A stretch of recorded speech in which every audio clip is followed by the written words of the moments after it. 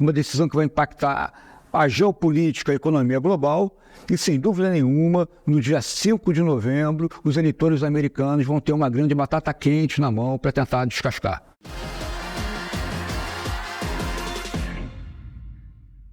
Olá, seja muito bem-vinda, muito bem-vindo mais uma vez ao Visão Macro Semanal da BB Asset. Eu sou Zé Maurício Pimentel, economista-chefe.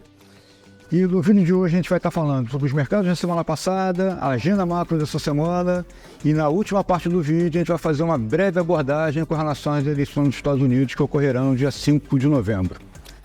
Semana passada, do ponto de vista de indicadores, os mais importantes foram os dados de varejo nos Estados Unidos, que ficaram mais fortes do que a gente estava imaginando, e a decisão do Banco Central Europeu de reduzir em 0,25 pontos percentuais a sua taxa básica de juros. Já era um movimento esperado, nada diferente do que vinha sendo anunciado pelos principais dirigentes do Banco Central Europeu. Os mercados reagiram de forma bastante positiva e isso aponta que possivelmente nós veremos uma economia da zona do euro mais forte no início de 2025. Para os mercados, na semana passada, nós vimos as bolsas com leve alta, nada muito significativo. Nós percebemos nos Estados Unidos um fechamento da curva de juros também muito discreto. Aqui no Brasil, mais uma vez, o real se depreciou na semana, 1,5% aproximadamente. A curva de juros abriu muito, refletindo exatamente essa dinâmica do real. E pode-se questionar que a manutenção ainda da preocupação fiscal. A gente prefere avaliar que não. A dinâmica do real na semana passada respondeu a importante recuo nos termos de troca da moeda brasileira. Nós vimos uma queda de quase 10% no preço do petróleo e uma queda de 6% nos preços do minério de ferro. Mais uma vez, a gente quer ressaltar, as decisões chinesas são espuma, ou seja, não resolvem a questão estrutural. Então a China anunciou no final de semana um novo corte de juros.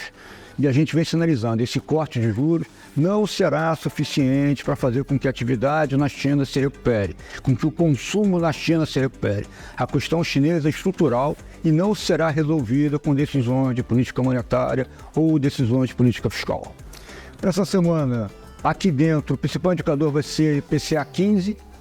A prévia da inflação ao consumidor vai mostrar uma aceleração, puxada principalmente por alimentos, energia elétrica, e isso vai levar, na nossa avaliação, o indicador mensal a variar 0,53%, acima do que o mercado está esperando. O mercado hoje está no consenso ao redor de 0,50%, e o acumulado em 12 meses para muito próximo do teto da banda, 4,46%. Lá fora, nós teremos as prévias nos indicadores de atividade na zona do euro e nos Estados Unidos. Na zona do euro, a gente imagina que eles vão continuar mostrando uma melhor performance dos serviços que na manufatura, ainda manufatura em terreno contracionista, mas mostrando possivelmente alguma melhora.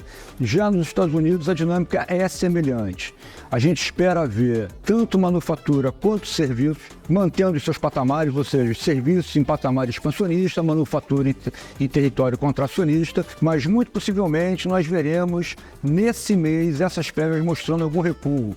E isso refletindo a passagem de 2 furacões para os Estados Unidos. Conforme prometido, a gente vai pegar essa última parte do vídeo e falar sobre a eleição dos Estados Unidos. No dia 5 de novembro, os americanos vão às urnas para definir quem será o próximo presidente. Ou Kamala Harris, do Partido Democrata, ou Donald Trump, do Partido Republicano. As incertezas são muitas com relação a essa eleição. Com relação ao Congresso americano, a gente não espera que haja muita mudança. Deveremos continuar vendo um Senado controlado pelos democratas com uma diferença muito pequena, hoje é 51-49, e uma Câmara controlada pelos republicanos também com uma diferença muito pequena. Hoje está em 220 contra 213. Com relação à definição do presidente, aí é muito mais complicado.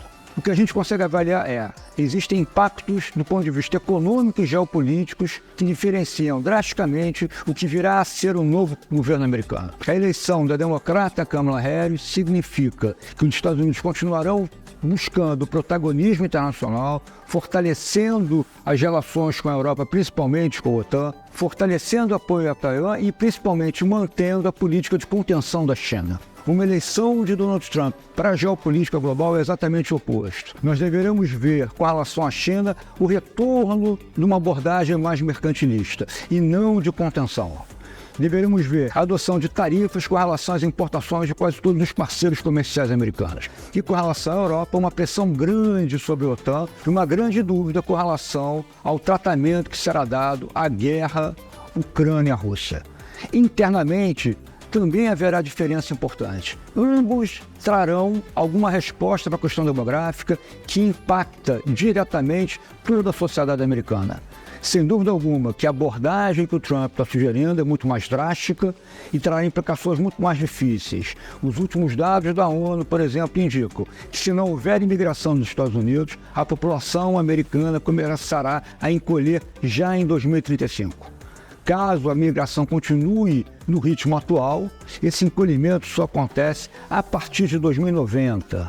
Com relação à economia, a expectativa é que o governo Harris seja um pouco mais do mesmo, um pouco mais de fiscal, um pouco mais de apoio e de subsídios ao retorno das empresas ao território americano. Com relação ao governo Trump, nós veremos uma retomada, possivelmente de forma acelerada, do que foi em 2016.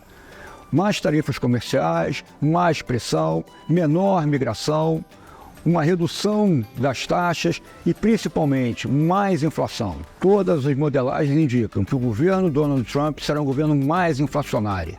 É só lembrar que em 2016, quando Trump assume a presidência pela primeira vez, os salários cresciam uma média de 2,5%.